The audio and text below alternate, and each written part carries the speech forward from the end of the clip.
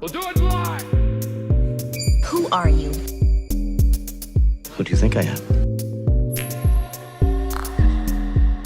You're from outer space. I'm from Iowa. I only work in outer space. Who are you? Who do you think I am? Don't tell me. You're from outer space. I'm from Iowa. I only work in outer space. We'll do it live! Who are you? Who do you think I am? You're from outer space. I'm from Iowa. I only work in outer space. Who are you? All right, welcome to think the I am? Middle Ground Podcast. Don't tell me. Your You're hosts, from outer space. Imam Marc I'm from Marc Iowa. Manley, and brother Dawud Aleman. I only work in outer Back space. for episode, what are we on now, man? We'll do it 22? I live! think this is episode 22. Who are you? It's good we're I'm getting starting lost. to lose count. Who do man. you think I am? I'm starting to lose That's count. a good thing. You're from Inshallah, outer we have space. a intriguing Iowa. I only work episode in for outer you space. today. We're going to talk about Who are you? Who do you you think ain't I doing am? Islam, Don't tell me. you're doing Shirk. You're from outer space. I I'm want to from talk Iowa. about superstition I only work in in the outer modern space. age and why people are sometimes inclined to Who are want you? to lean towards think I am? superstition, Yeah. including You're some from of y'all outer space. Muslims. Don't say it. I'm from Iowa. I work in Um, outer space. yeah, there's been a uptick, man, in some of this superstition, man.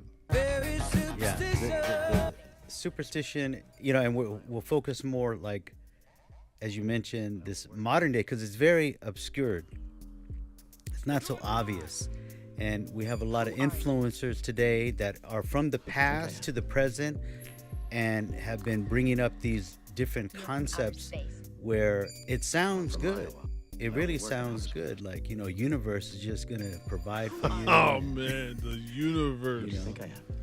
Why do Um, people say that? People, the You're from outer universe.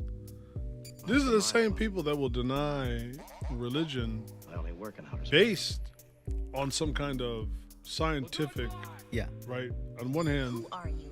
they'll be very so-called scientific in think their I am? thinking, but then You're I'll from talk outer about space. the universe is responding. Well, in a brief definition of superstition, I like the last part here, with the false conception of causation. Oh yeah. Oh man, give it to me. Right. again. So I mean, well, it really happened, bro. I mean, I'm telling you. No, I mean, I believe in Allah, in God, but no, this thing really happened, man. So we get tripped up, whether it was a negative, or positives of that causation. right. It happened, and we found that even with the Sahaba in their time, where it may had seemed to have been something that was supernatural, and we ascribed something to it, but we believe in Allah, Of course. we believe in God, right? But we fell into this shirk, a minor shirk of worshiping alongside God something else. Yes. And so, to go into that story, then Ibn Masud's wife, she had her eye was twitching, and may Allah be pleased with them. And she had went down to, if you will, the local witch doctor, and got this talisman, this kind of a trinket or wrapped up thing, and he did some magic on it, if you will, blew on her, whatever it might have been. She put it on her, and this was the medicine of the day. You would go down, he would cure you and do whatever. So it wasn't uncommon, but with the precedence of Islam, we didn't do that no more, right? Anyhow, so she had this talisman, and her eye stopped twitching.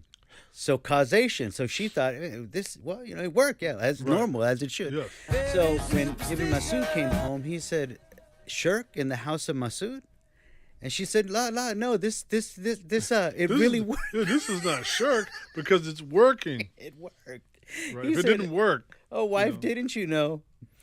Shaitan was kicking you in your eye, and so it was twitching. And as soon as you did what you did, you started worshiping him. Your belief in that, this minor shirk, we started worshiping. We had a belief in that. Yes.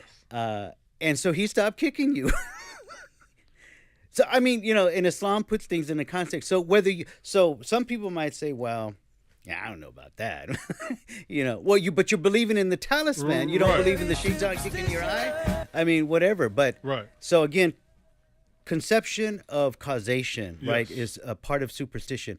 Another idea here is a belief or a practice resulting from ignorance. So our lack of knowledge of something, but we're practicing it. So, well, I found my father's doing it, or this influencer was doing it, and it Yeah. seems to work for him, and whatever, right? Yeah. Well, this is what we found our forefathers doing. And so I think one thing is to also define and maybe box in and confine superstition so that it also doesn't spill over into the supernatural. Right. Right. Because as Muslims, we affirm this, that there are things that are supra nature, right? Supernatural, above nature. Right. Right. If you want to think about nature as, me and you and the plants and the birds and the bees and right, that's, even though there's a lot of problems even with that term nature, but for sake of argument, right? But then there are things that are above nature, like we believe in the unseen, right? There are some of Allah's creation, like the angels, that are of the unseen, and so they would be described as, right, above nature, as supranatural. Right. And Allah Ta'ala obviously is above nature, is completely above and separate, does not dwell inside his creation, which is the common mistake of many. So I think that in the modern age that there's been, and I'll have a couple of little quotes here that'll be interesting to look at, but in the modern age, especially in the post-Enlightenment age, there's been a tendency to dismiss any possibility of supernatural, and all supernatural is superstition, right? All of supernatural superstitions. And part of it is like, me, I like definitions, I like words, Oh, yeah. right? Oh, yeah. So like, what is the etymology of the word superstition, right? So it comes from the first part, which means above, and then stare, or stare, I don't know, I don't speak Latin, but that means to stand above. Okay. Right? It means to try to stand above, right? And so a lot of superstition, in many ways, a lot of superstitious practices are attempts to subvert the natural world, right? Or to either to thwart the natural world or to subvert it so that it comes under one's desire or one's control. So, for instance, don't walk under a ladder. Right. Right. Why don't you want to walk under a ladder? Because the idea is that there's a potential of negative fate. You talked about the causation. So walking under a ladder may trigger this negative effect, right? And so therefore you avoid that as a means of subverting, right, this otherwise, catastrophe that would befall you. It can even be more specific, like various forms of worship, right? You have to go on a quest, so you got to go for 3 days in the jungle or in the mountains, and you have to go on a quest, and you have to conquer something and sacrifice something and stand on your head and drink this special. Yeah, right. There's and all it's as a real, means yeah. of also appeasing the universe, right? Appeasing nature, so that it will then conform with yours. So again, the definition of superstition is that which seeks to try to stand above nature, whereas supernatural is just merely, I would say it's two things. One is an acknowledgement that what we are aware of in terms of material existence, like this keyboard, this bottle of water, this microphone, so-called, elements, molecules. But their reality extends beyond this, and there are things that are either immaterial or are they a type? They might be or a type of material that are just simply beyond our capacity, right, to observe. And so those we would then we would convey to the realm of being right above nature or supranatural. The other is that also I think with things that are deemed to be supernatural, it's an acknowledgement that there is an element of mystery there that we don't know all of it entirely, right? وَمَا أَتَيْتُم مِنَ الْعِلْمِ إِلَّا قَلِيلًا. That وَيَسْأَلُونَكَ عَنِ الرُّوحِ, right? They're going to ask you about the ruh, which we could translate as the soul. And Allah Ta'ala says what many people, they have a lot of conjecture, dhanna. They have a lot of conjecture and speculation about the nature of the soul. But however, you've only been given a little bit of knowledge. Yeah. Right? And so that has been consistently understood by the scholars of Islam and by the Sahaba, and that the human being, while capable of great feats of engineering, and indeed we can grow in knowledge, and Allah Ta'ala even implores us to seek knowledge and increase our knowledge, but that's always like at an angle. You can imagine, like, if you're looking through a keyhole, right, that the keyhole itself is going to define your angle of view, right? Now, you could put a microscope on that or a telescope on that, and that can allow you to see beyond the limits of human vision, but you will still be ultimately confined to a certain kind of angle based upon that, right? So I feel that those who, like as Muslims, those who believe in the supernatural are willing to limit how we act upon it. So we don't, even if we believe in the angels, we don't worship them. Right.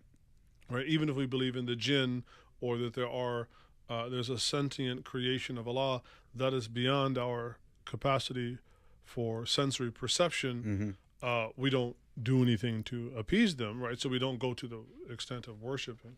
But at the same time, we also acknowledge that there's an element of mystery there, meaning that we can plumb those depths, but ultimately there will be limitations as to what we can take from them, which isn't to say that we shouldn't, but just also acknowledging that there will always be an element of mystery there. Correct. And I think that's something in the modern context of banishing everything other than empirical investigation, banishing all that to the periphery or doing away with it all entirely. Everything outside of empirical investigation has been now relegated to the superstitious. Right. Right. And I see with that definition, like to stand above, then the practitioners of superstitious practice, once they have a grip on it, they say, oh man, I can really use this as a tool and stand above others and make people perceive me as one. And fundamentally, Islam is istislam, right? Islam is about ultimately standing below Allah Ta'ala, that we bow to Him, we prostrate to Him, that He is above us completely and separately. And so fundamentally, the supranatural viewpoint of Islam is always to acknowledge Allah's greatness, His exaltedness, and that we are below Him, and we don't seek to actually exalt ourselves. That's actually from the story of Iblis, of Satan, is that he sought to exalt himself where it was not to do. So Allah says, "What aba wa istakbara," right? He attempted to exalt himself. So why do people, get involved? And we can move into more defined. What's the gateway drug? What's the gateway? And so I think you stumbled across maybe some believers Here we go. involved with what was those tarot cards or Yeah, this was unbelievable. This was a Right. woman from a Muslim background. I don't know if she's Muslim, but she's from a Muslim background, and she's trying to actually sell her services to see. Muslims. Right. And she essentially developed a set, may Allah Ta'ala guide her and protect us, that she essentially developed a set of tarot cards based off of the different attributes of Allah. So Al-Hakim, Al-Alim, this is insanity. And then marrying that also with like the reading of horoscopes, which, and I'm always stunned. I mean, there are people, they might even be watching right now. There are people that follow me on Instagram that every once in a while, like, their story pops up and I see, and they'll have something, well, as a Libra, as a Sagittarius, Right. as a Pisces, as a, how are you possibly giving credence to this? Right. Well, it works, Doc. I mean, but then then the next slide in their story will be like, and Allah Ta'ala says, Bismillahir Rahmanir Rahim. It's like, so there's a kind of syncretism, yeah. right? This blending, which is interesting because, according to, again, many of the ulama, that was the issue of the people in Yemen of Bilqis, of Saba, right? Of the people of Saba or Sheba, right? Is that they were initially guided to Islam, and so they were mutawahidun, they were people of Tawheed, they were people of monotheism, but after a time, then they blended that with some type of sun worship. Right. And then somehow didn't see any problem with, well, Allah Ta'ala is one, but also we worship the sun. Right. So many people are either searching for meaning, Yeah. so the existential questions of life, so they stumble upon, gematria or tarot cards or people who can, whatever, mediums to, they say, See, mine is a spirit large. world. They have a medium, but mine is. Yeah. So people have this desire to understand meaning of life, and so they go there, or so-called spiritual fulfillment. But again, meaning of life, if you want to know the meaning of life, this is actually something that is generally ascertainable because, one, the Quran tells you what the purpose of life is and what the purpose of your life is. So you could do that through conventional study. But again, I think it always goes back to you want to conquer that in some type of way. Yes. Right? And then, like you said, it's always got the esoteric element where only a few know and, Well, that's what we love. So then this desire of transformation, but this personal growth through mysticism or esoteric knowledge, right? So these will focus, maybe, don't get mad at me, my Sufi brothers, but then, we get into this, I'm so knowledgeable, I no longer even have to pray. We've heard, some of the... or even like I no longer have to justify what I do according to the Quran or according to the Sunnah. And that's what I find the most frustrating dealing with certain groups of people when you just simply say, well, where did you get that from? Or how do you substantiate that? Especially, it's one thing to say, there's some practice that I had or I had a personal experience and I got this thing from it or whatever. It's another thing to take that and then to systematize that and say, do this same thing, and Allah Ta'ala will bless you with A, B, and C, and 1, 2, 3, and X, Y, and Z. Yeah. Right? That is a little, and so if that's the case, and that's something that the Prophet ﷺ didn't leave to do, then isn't that like a little bit kind of almost getting close to the border of Nabuwah? Right? Getting close to of prophethood where are you saying that you're receiving some type of revelation, some type of divine inspiration of which you can be assured that is the case? Right. And then I think over time, that's what, and of course people love anything that's like exclusive. Right. That's why they Scarcity. go pay $5,000 for some stupid handbag because they only made 6 of them. Right. And so they like that exclusivity, Yeah.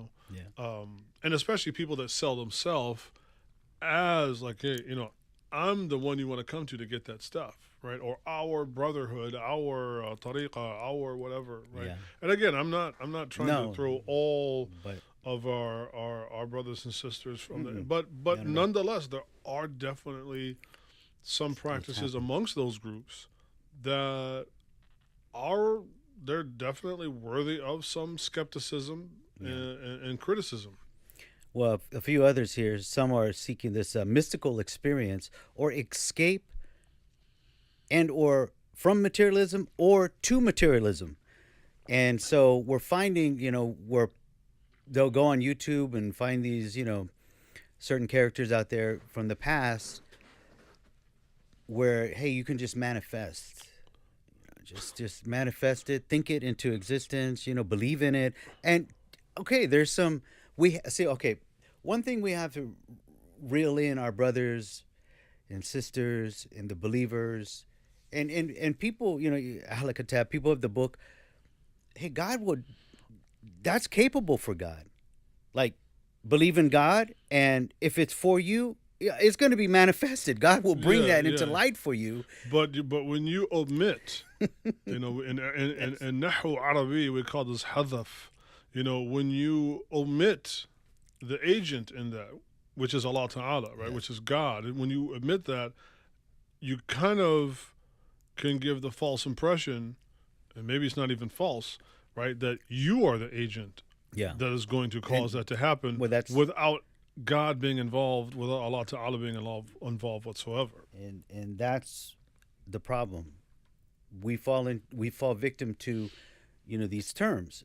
The universe, do good, put good stuff out there, and the universe will provide for you. No. God will provide for you. God is the one who created the universe. Now, I get where it comes from, this concept of consciousness. All of our consciousness is out there in the ether. And, when you do good, they get into this karma kind of situation there. When you do good, you put it out there, it'll come back to you. Or, you're out in the ether with your conscious, and all of our consciousness are coming together. Oh, that might be right. We find that Allah subhanahu wa ta'ala has said in his book, the mother of the book, that everything is written. However, you're ascribing a creation. You're ascribing a superpower, a supernatural essence to a creation, and that's where the believers are. There's also something even more problematic with that, which is, okay, if you do good, it comes back to you. Yeah, what? No, right? Yes. There's this simple, which is it in many ways, this is where it reveals this so-called mystical guru, jazzmatazz, nonsense, is that it is actually hyper materialistic, masquerading as something spiritual, because there can be nothing more materialistic than a transaction. I do A and I get B. It's like almost like a kind of riff on physics. Yeah. Every action has an opposite and equal reaction. So if I do good, the universe is not there to judge me, right? I am the judge, number one, because I'm the one that determines if what I did was good or bad. I'm saying it's good. According to what rubric? There is no rubric. I am the hermetically sealed, self-contained arbiter of truth. So I'm saying that this is good, and I'm throwing that out there, and like a boomerang, right, the universe will throw it back to me, because the universe is obliged to do nothing other than that. It is a cold, dispassionate, emotionless entity, or really apparatus, that all I have to do is throw that out there, and it will come back to me. This is the very opposite of Islam. Right. This is why Islam is very, very unique in this regard, in that, you can do whatever you want to do, whatever your deeds are. It is God who will be the arbiter of truth as to whether that deed is good, right, or whether that is bad, right? And so, as Allah even tells the Prophet, like in Surah Al-Jathiyah, and ثُمَّ جَعَلْنَاكَ شَرِيعَةً, we gave you a sharia, فَاتَّبِعْهَا, therefore follow it. And of course, within the Sharia is a collection, is a code of what? This is right, this is wrong, this is beautiful, this is repugnant, this is good, this is bad, righteous and evil. And so when you reduce this, again, it's very, very, sophisticated, at least to, again, as Obi-Wan Kenobi once said, right?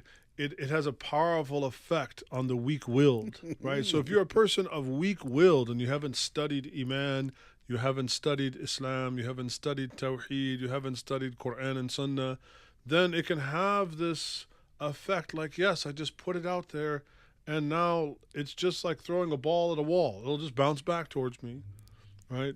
Yeah. That is the epitome of materialism, where Islam says no. You do good, number one, for your own sake, because that is what you're going to be repaid for on the day of judgment, not right now. On the day of judgment, you will be repaid for what you did that was right and for what you did that was wrong. Secondly, in the here and now, if you do something that is good, I might actually test you with evil.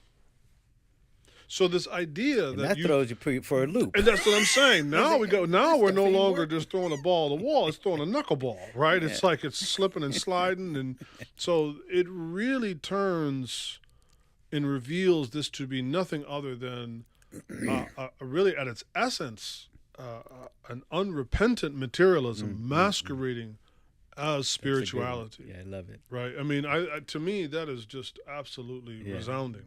Well, the esoteric knowledge, just for some people, they may not understand, it's private, or this idea of obscured, exclusive, right, related to subjects of mysticism. On the other hand, there's exoteric, exoteric, where it's pervasive knowledge, it's well-known knowledge, it's out there for everyone to obtain and to gather and understand and share. Right. And so Islam, that's the side. Islam, it's not secret, it's not obscured, it's for a select few. No, it doesn't work like that. What is the purpose of sending, Anbiya and Rusul? What would be the purpose of sending prophets and messengers? Right. And then having them teach the people, but then there was some side lessons going on, right? There were some office hours the rest of us didn't know about. And again, there are some of those groups that allege, well, there was, when the Prophet ﷺ was going from Mecca to Medina and he had to hide in the cave with Abu Bakr, he gave some special instruction to him. Yeah. Or some of the Sahaba, which is true, they are different in their intellectual capacity. So, only a small number of the companions actually memorized the entirety of the Quran. Right? So like Bilal is not considered an authority on the Quran in the way that, say, like Ibn Abbas is. Right? Ibn Abbas is considered, of the companions, like a major authority of how we understand the revelation of the Quran. Bilal is not. Does that mean that that's because Ibn Abbas, attended the after hours? Fajr Club. You said the Fajr Club? Yeah, that's what I do at Fajr Club, bro. I hand out the secret lessons, See, these cats that come to Jumu'ah, they don't know, man. They're not getting everything. They're not getting the decoder ring, right? No, there's some folks out there that's probably too young to even know what that is. But, right? They're not getting the decoder ring. So just digging a little deeper here with esoteric knowledge, they have some concepts like the law of awareness, the law of clarity, the law of creation, which is the idea of taking action by alignment of spiritual and mental ideas here, the spiritual, mental, and lower plane of the physical world, right? And then the law of balance. So if you understand these, and they all have their little pyramid of understanding and knowledge, then you're falling into this occultic hierarchy of of special people. And we'll find these in these secret societies, right? They have, like you said, you got to go do X, Y, and Z out in the forest before you can really get into the club, and you're never really at the higher level. It might be a Masonic type of thing or whatever, right? So they have this, and it's embedded in there. So we don't need that. That like we're exoteric. Our knowledge, Allah Subhanahu wa Taala gave this knowledge to benefit all mankind if you choose to take it. That's the secret right there. That's the only secret. Your choice to take it. Yes, yes. Right. And you were saying too about like certain groups. Then what they will do then is they will take normative language in Islam, Yeah. and they will co-opt it and spin it Right. to where it has their right. It serves their purpose. And I think, and again, I'm not trying to be polemical, but you take the word wali, or its plural awliya. In certain circles, that doesn't just mean like a righteous or upright person. Oh, no, it means like they almost have like superpowers, you know. And I've read some of the writings of some of these groups, and it's like, oh man, is this like Infinity Gauntlet, Avengers Assemble? Like, what is some of this stuff, man? It's really out there. It's occultic. And I feel that the real danger with that, and I've seen this happen many times. I've had to counsel people after they've been through that whole gauntlet of special secret sauce on the side stuff. Like I knew one brother, he got really caught up in that, and he had some personal issues. And so the sheikh in their context was saying, well, you need to do these things, right? And if you do them, it'll solve your problem. With the unexplained consequence that, well, if those things don't work, well, look, man, I guess I must be an absolutely worthless human being, right? And again, the things that he was prescribed to do were not something from the Quran or something authentically attributed. The Prophet ﷺ said, do this or that, which generally you don't find, and so when he went through, man, it caused him to actually leave Islam for a little while, because he went through that experience. The magical, mystical stuff didn't work, and then it left him with such gripping doubts about his own self-worth and value that, wow, if this isn't working, with also the assumption, oh man, it's worked for everybody else. Yeah. I'm the only one this stuff isn't working for. Man, I must really be a lousy human being. Right. Well, I guess this Islam stuff ain't for me at all. Yeah. And then they left Islam. Just so confusing. And then flirted with even more of this Right. stuff until they had to get rock bottom. Like, it's like I drank and I kind of washed out, but instead of cleaning up, I went from drinking to cocaine and cocaine to heroin. And it's like you had to really hit rock bottom, and then you finally got clean and sober. And, so in a similar way, I feel like that is a dangerous thing to sell people where, there's a reason why this book is Hudan lil Muttaqin. It's Hudan lil Nas. It's guidance for all of mankind. And it's all there. Now, I'm not saying we all have the same capacity to access it, as I've talked about. Okay, like when I talked about Christianity, right? One of the problems of Christianity is the black box effect.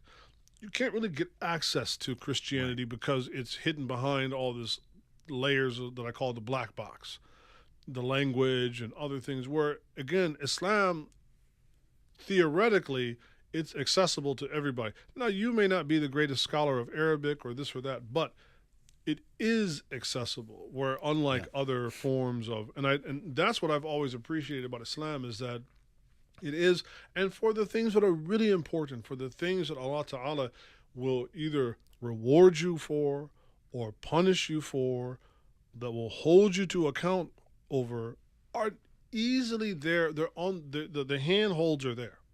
There's not some secret sauce thing that's going to be recessed deep within the knowledge base of Islam.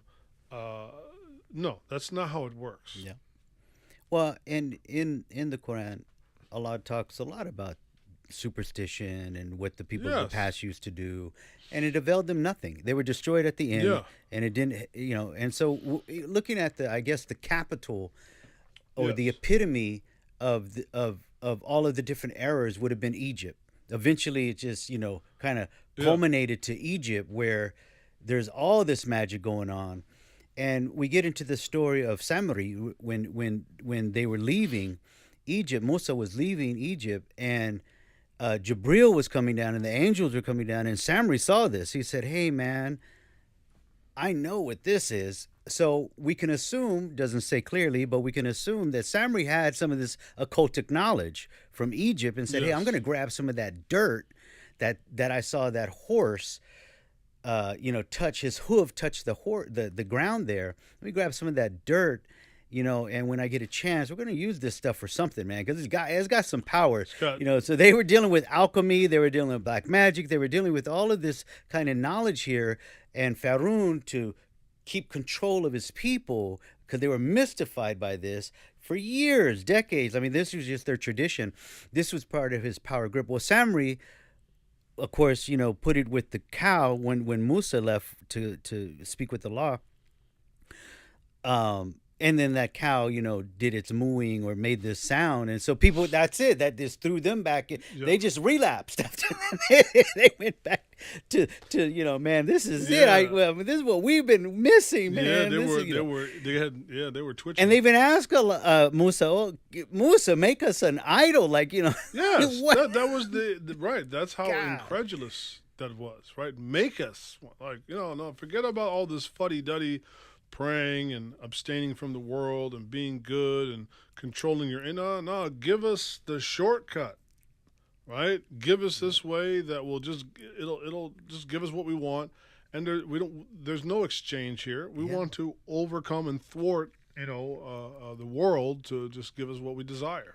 And the amazing thing is, they just saw all of this amazing miracles that Allah was giving to Musa and them. They just saw that. Right. So we are so conditioned that we're reaching always, the grass is greener always over there. And so present day Muslims, I mean, we have to stick to the script and go back to these stories and unlock all of that, because then we won't be mystified here. Like I shared with you the hadith, and the Prophet ﷺ said, if you were to see a man flying and he's not doing what I'm doing, don't follow him. Right. And that's an amazing thing to see a man flying. But hey, the fine line is right there. If he's not doing what I'm doing, hey, don't follow him. You can mystify all you want, but he ain't gonna do nothing for you. Yes. At the end of the day, or you Yes. could take it how you Yeah. want. You can unpack that in different ways. So where does this, speaking of Egypt, and potentially we would just say shaitan, or then tricked and deceived and on and on and on. And he has his bag of tricks of deception, and like he said, hey, there's some knowledge over there God doesn't want you to have. So again, he's doing the knowledge trick. And that's like the two angels of Harut and Marut in Babylon, right? Like we're going to be a fitna for you. We're going to open up this Pandora's box on you, but we will be a fitna for you, right? It will be a test and a trial, and it will cause you much more harm, right, than good. And so it's also, I think, people looking. I mean, in many ways, there's like superstition, especially for those who have already accepted Islam. Yeah.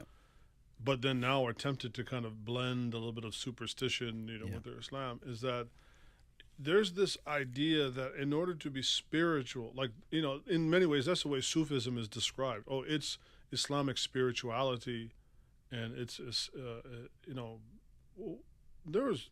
Number one, this term spirituality, as I have said many, many times, is a very problematic word because it's a word that has no definition. Yeah. There's a very famous, popular, modern Sufi speaker, right? Now he will talk more about tasawwuf, but Sufi tasawwuf.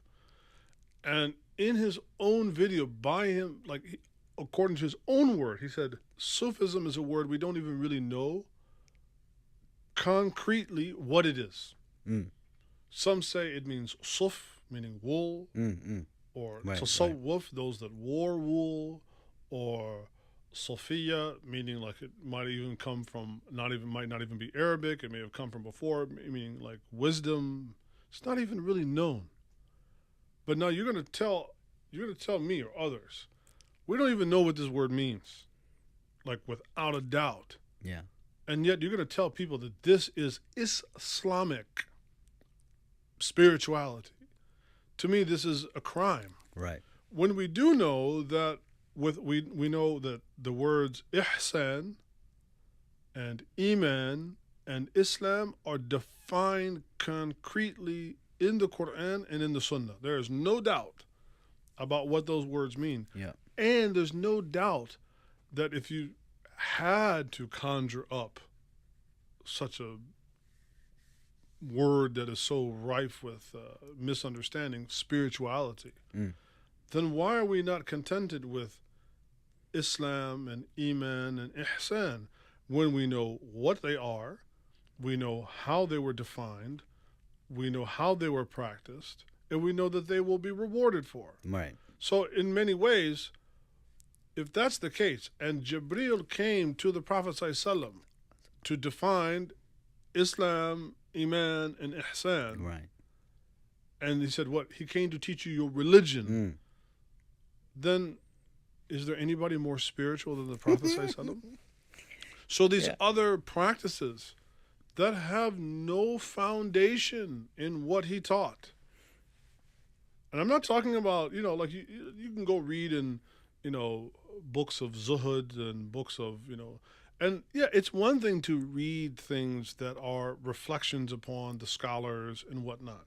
But it's important that that is also made known and apparent that this is not something that the Prophet ﷺ left us.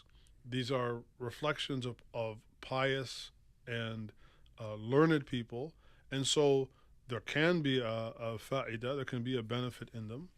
But we don't take them to the point that we now, like as this person was saying, oh, well, tasawwuf is ihsan. No. Ihsan is ihsan, and it cannot be anything else. And again, this person is a major popular figure. I'm sure I'm going to catch.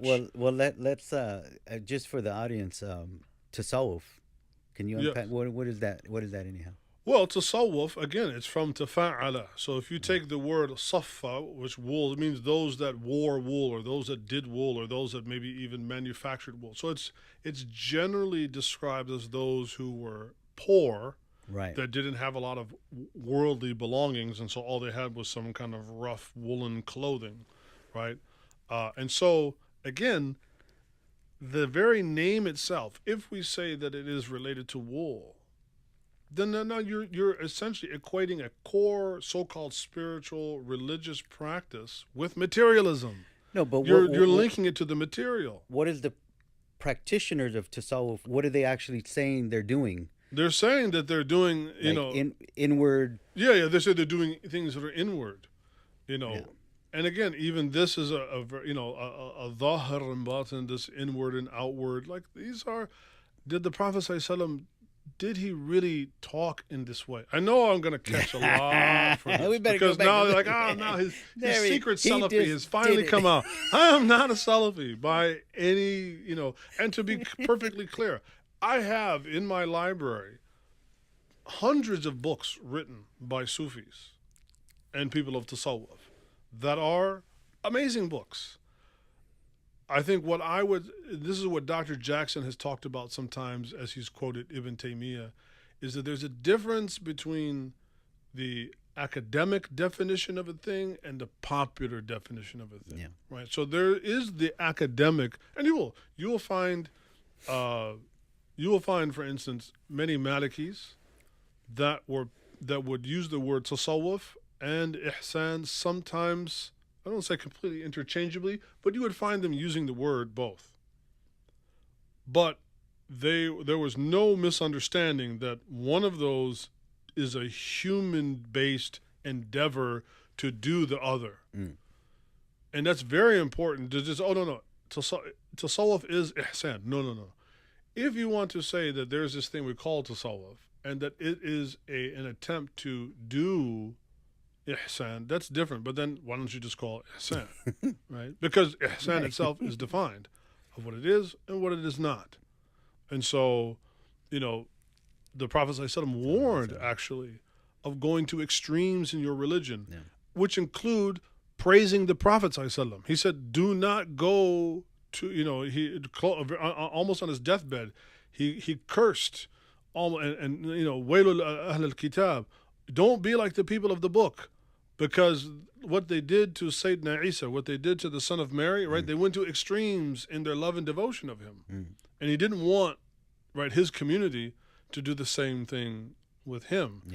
And so you will find that there are definitely statements from people from that particular group that do go to,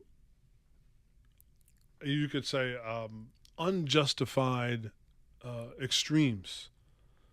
And that, again, what could be more spiritual, if we have to use this word? What could be more spiritual than what he did, alayhi salawat salam? Because it's guaranteed not to work, but what? To save you from the fire.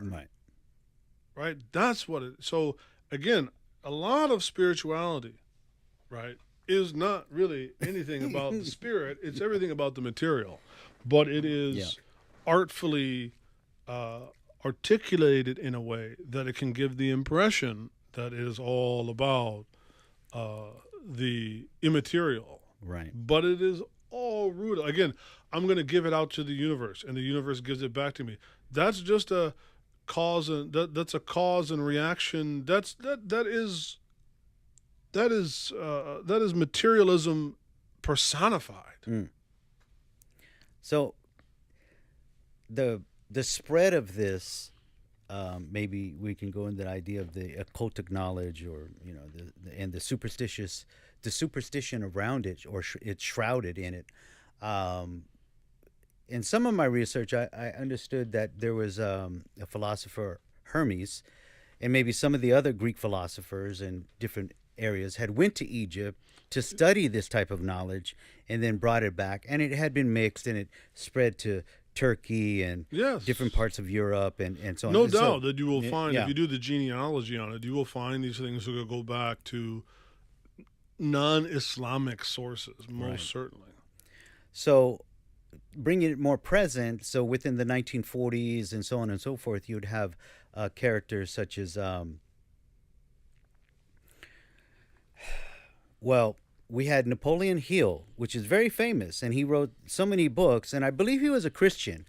But again, mixing some of these ideas. And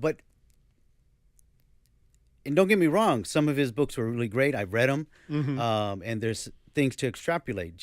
But we have to be careful with some of these concepts, right? Then you would move into Earl Nightingale, which was another great author, salesperson, studied the psychology of the human being, right? And then kind of mixing some of these ideas of this occultic knowledge, if you will, but not as much.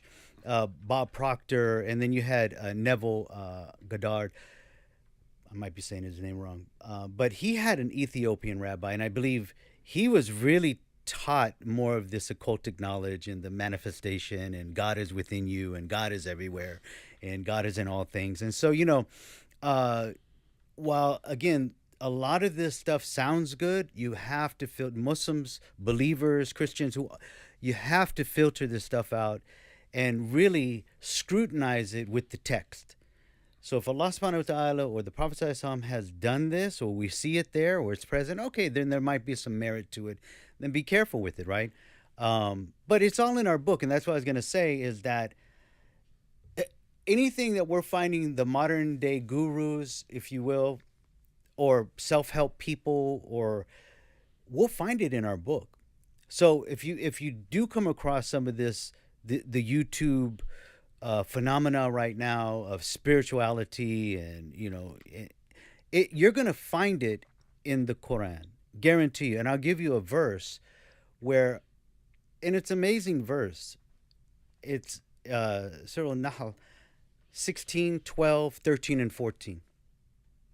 And Allah is talking about how He's subjugated the universe So here's the space, Yeah. all of it out there. There's your universe. He Yeah. subjugated it Yes. to mankind by Right. his power and will for us. He subjugated the land, meaning all of the earth and everything in it Yes. works for you, and then the sea. And the sheep will sell on it. Yeah. You can eat from it. You find jewelry from it. And so, what do you want? Allah is telling you, I've done this all for you.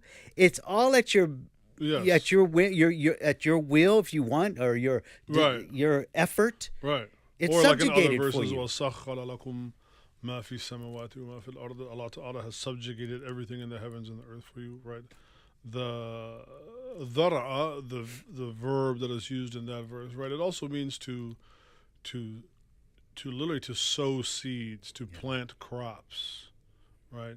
To cause things to grow. وَمَا ذَرَعَ لَكُم فِي الْأَرْضِ مُخْتَلِفًا أَلْوَانُهُ. So Allah Ta'ala has caused those things to grow of varying colors in the earth, for Yes. you, right? For Amazing. you, right? Like, we don't even think about that. The colors, like the various colors, like we get to see, and that we can't and most even importantly, see. it goes back to Allah. It doesn't go Allah. back to the universe. No. I mean, Yes. I'm really stunned. It's again finding people that come from a Ahl al-Kitabi, a Christian, background, mixing these things together is one thing. It is alarming that Muslims increasingly are. I told you I was on Instagram last week, and there was a Palestinian activist, and she was talking about her family in Gaza and all the things that were going on, and she's like, "Oh, I really miss." I don't know if it was her cousin or her sister or something. She's like, "I really miss you" or something, and I miss all the nights that we would spend with tarot cards. And this woman was like muhajjaba.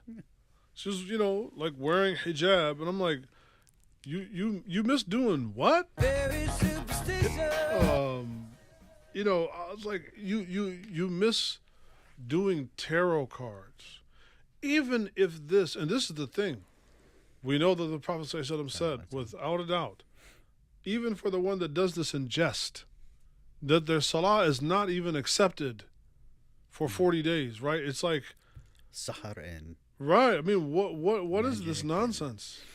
yeah. And why do you feel the need to, again, if you tell that person, oh, if you really are in need of something, then, wake yourself up at 2 o'clock in the morning, 3 o'clock in the morning, shake yourself out of bed and make wudu and pray and ask Allah, for guidance, and ask him for what you need, and more importantly, like as Ibn Rajab said, that you are asking him is greater than whatever you get in return. But this is not the kind of spirituality that people are interested. No. People are interested in transactions, Yes. right? I want this. I'm going to exchange. They just what's the exchange rate today for shirk? I've got 5 tawhidi bills. What's the exchange rate for the shirk bills? So it's really astounding. You're right. And they'll fall back into, well, see, it's not working. I've been waking up for tahajjud, and I'm not getting this. Is I'm not what, waking again, like Dr. Jackson talked about, if I can pull up the quote here, like one of the things that he talked about in one of his books, he talked about mystery, right? So he wrote, I think this is in his book, Islam and the Problem of Black Suffering. But he said, in the end, whatever empirical proof of God's goodness, power, and wisdom comes to us will come not through theology, aqidah, right, but through our relationship with God, right? And here one might pause to ponder the respective contributions of our individual versus our collective relationship, and the circumstances under which one might take precedence over the other in determining what we come to know of God. Ultimately, however, the boundary that theology, right, our aqidah, seeks to maintain between understanding and superstition must not be taken to imply an equally emphatic ban on mystery, right? And so I think, again, I'm not a Salafi. I have my criticisms of Salafis. But one of the things I admire about at least the scholastic wing of Salafism, right? Not the popular religion version of Salafism, but the scholastic wing of Salafism, is that they want to come to know God by God, meaning that I want to come to know who is Allah Ta'ala by the sources that Allah Ta'ala sent for me to know Him by, which is His book and His messenger. That is primarily how I want to come to understand Allah.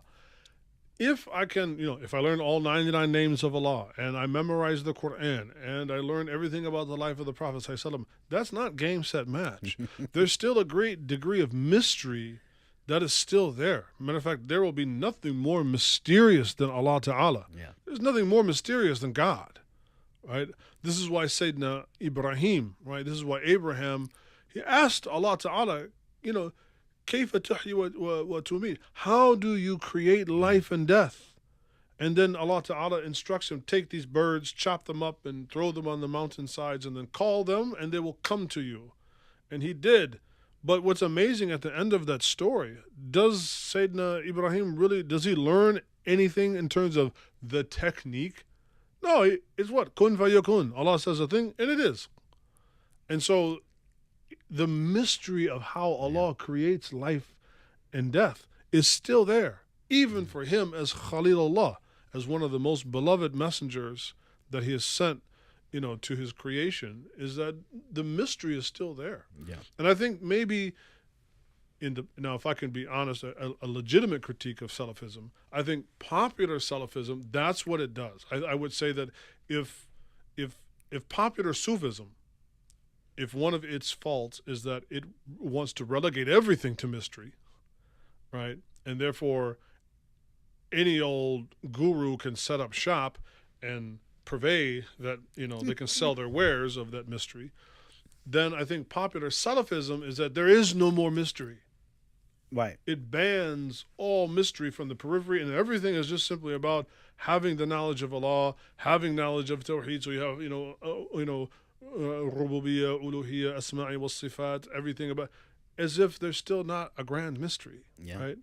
And I'm not saying that they necessarily do that intentionally, but I do feel like that is one legitimate criticism against popular Salafism, is that it can rob people of that, and I think that can be very detrimental to the development of the human being and their long-term relationship with Allah Ta'ala and Islam. Yeah.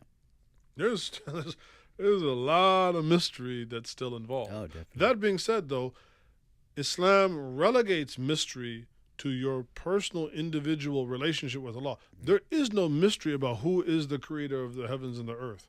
There is no mystery as to whether he has any kids or doesn't have any kids. Right. There is no mystery as to whether God speaks to certain individuals or doesn't, right? He only spoke to the prophets and the messengers. He didn't speak to the other people, right?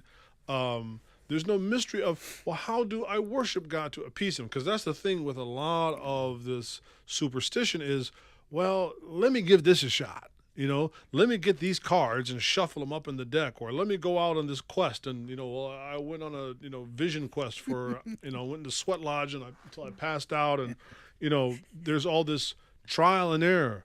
Islam says, no, because it's ultimately Allah's like, you're going to worship me.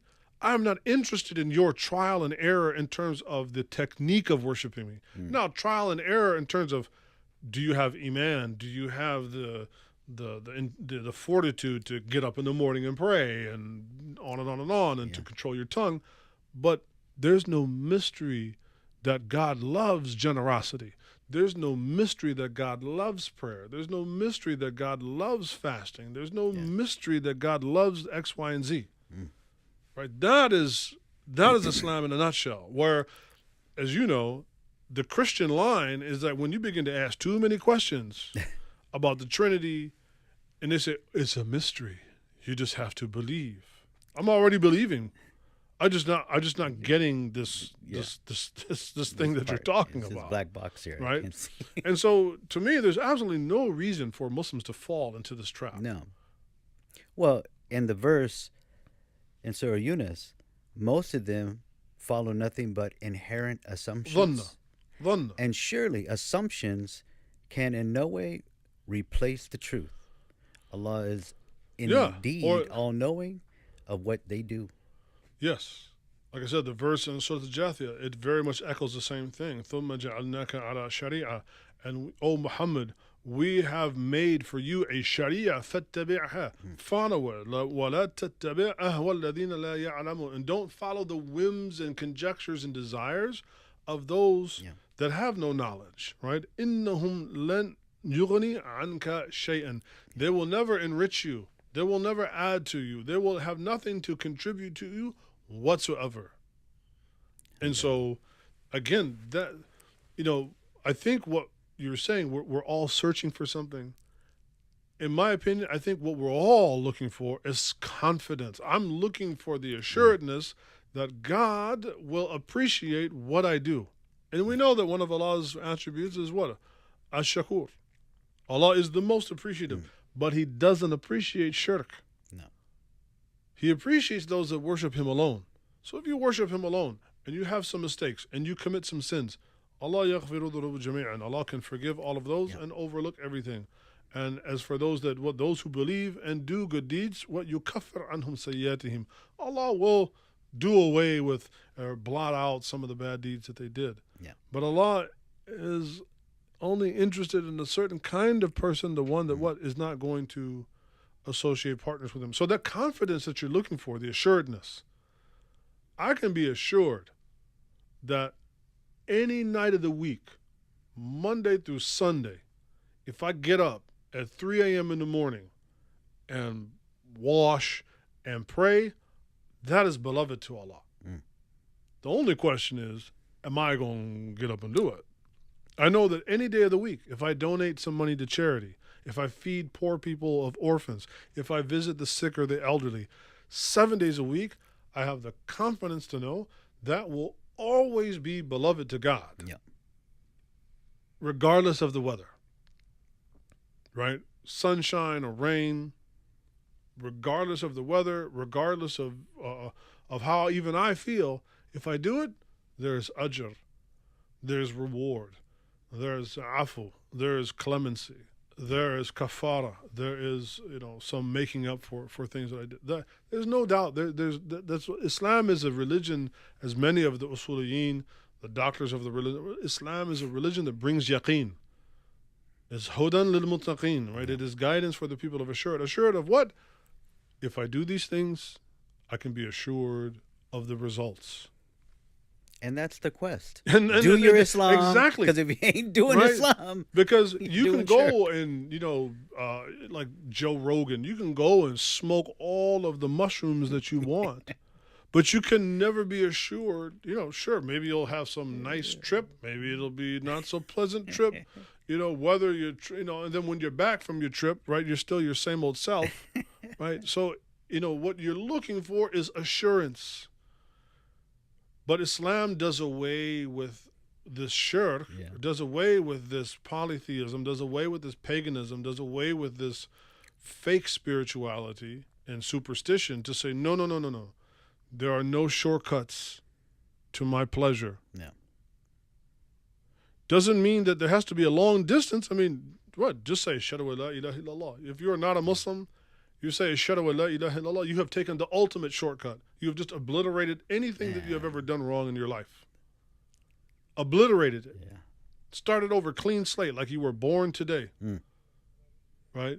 There's so many opportunities that you can have where there's not great distances that you can, traverse to gain God's pleasure. Yeah. But there ain't no way of subverting what it is that He likes. Alhamdulillah. Well, all right, man. I think we laid down another one. Yeah, I had to lay down the law on this one, man. I know I'm gonna catch it, man. I'm not like, I'm not like anti-Sufi, right? But at the same time, I think there's a lot of things wrong with popular Sufism. Again, go back and read the real scholars of it, and you will see that they were even critical. There's a great Maliki scholar I was just reading the other day from Andalus, which you could say is like one of the major epochs of which the development of Sufism is this very sophisticated thing, right? He was a person that considered himself of Tasawwuf. He was Maliki.